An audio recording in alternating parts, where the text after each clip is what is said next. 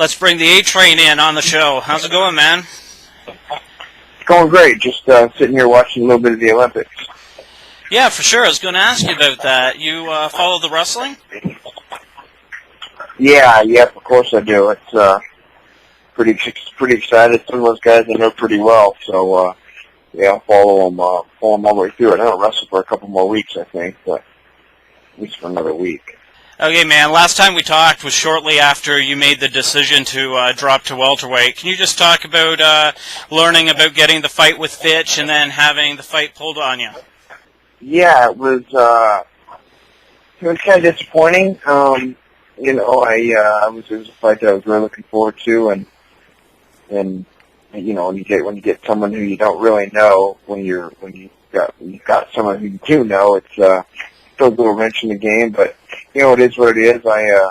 Maybe it was a good test for me, fighting a guy like Kenny Robertson, being able to, you know, my first time making the weight and seeing how it was. But you know, looking back now, I was 100% fine. I had no issues with the weight cut, and my conditioning was great. Actually got stronger as the fight went. But it is what it is. Now it's just a matter of, you know, trying to get my next fight lined up and you know, making that weight again and getting another victory.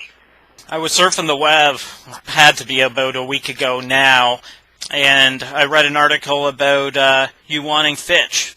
So you still want that fight? Yes, I do. You know, I think I deserved that fight. That was the fight that was originally agreed on. He pulled out, and now I don't. That's the fight that needs to happen. Yeah, I was just speaking with Javier Mendez last hour on the show, the owner there of American Kickboxing Academy, and I asked him about the fight and if they're interested in it, and he said they were. So what's holding this up? Yeah, I have no idea, because that's not what I'm hearing. I'm hearing they want another fight, but we'll see. Okay, man. You never know. You never know what's true. You never know what's true and what's not. But yeah, I want to know what's holding it up too, because that's something we need to get done. Yeah, for sure, man. Is there a reason why you want this fight so bad? Is it that he's a wrestler and you want to test yourself against him, or?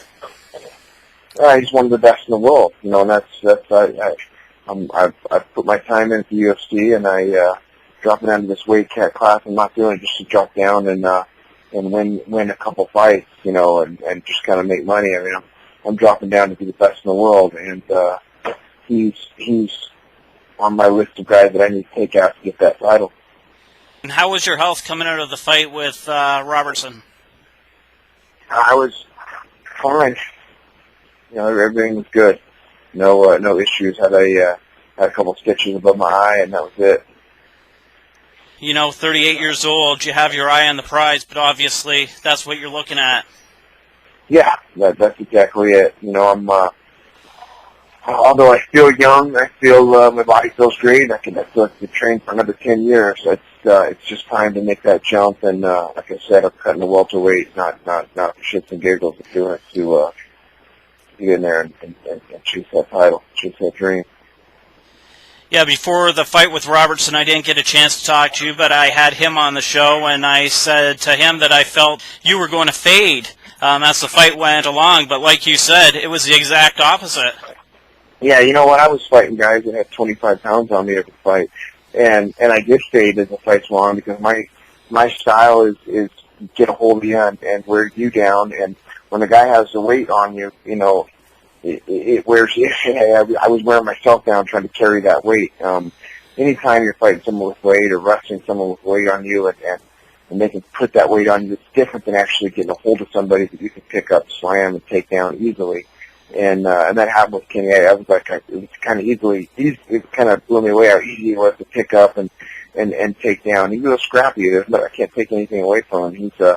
He's actually probably going to give some guys some fits, but I think that was a big reason why I always want to fight in shape, but the fact that I had to lift somebody that's a little heavier throughout fights, I think that kind of wore on me before. Now that doesn't wear on me at this weight class.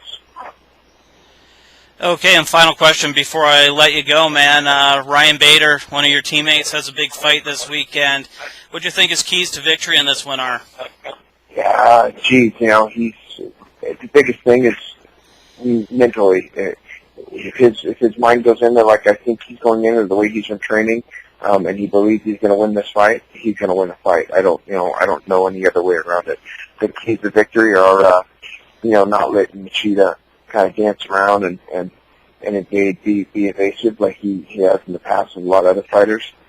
I think, getting in there and getting those fists in his face and getting a hold of him and taking him down and beating him up are going to be the keys to victory. I think that first round is really going to set the pace to the fight. If you let Machida go in there in that first round and put it on you, then that could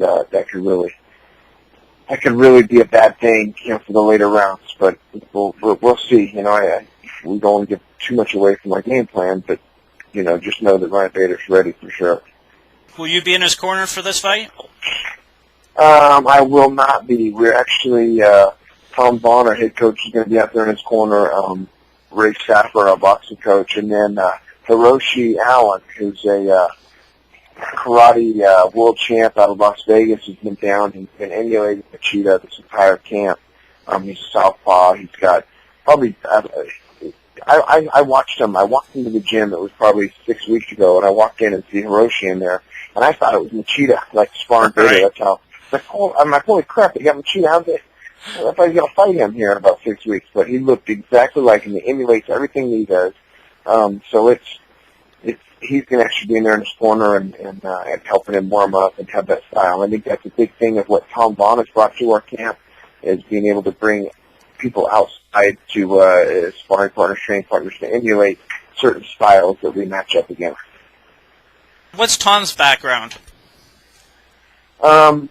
He's out of Albuquerque, New Mexico. He and Jackson up there in Albuquerque. They were actually partners at one time together, and they split. But Tom has got a back. He wrestled junior high school. Got all kinds of martial arts backgrounds, jiu-jitsu or grappling. Once he's at black belt and like just ground or something. But started Carlos Condit back in the day. Carlos was. Probably wouldn't be where he is today without Tom Vaughn. Diego Sanchez, a lot of those guys, came up through Tom Vaughn. He's got a lot of great guys coming up through. Timmy Means is another one who's out of Albuquerque, who's coming up through, and Timmy now comes out and trains with us once in a while too, and Tim's in the UFC, and he's a big name that you'll want to keep on your radar. Or he's a name that's going to make some jumps at 155. Awesome, man. Thanks so much for doing this. Would you like to promote anything like your Twitter? Yeah. Follow my Twitter at Aaron Simpson. Probably the best way to get a hold of me. That or my website, SimpsonMMA.com, is another one to get on. And our at American Ethanol is a sponsor of ours, which is a huge sponsor. I would like to get out there, American Ethanol. Awesome, man. Well, thanks so much for doing this again. I appreciate it. Yeah, cool, man. I appreciate you having me on.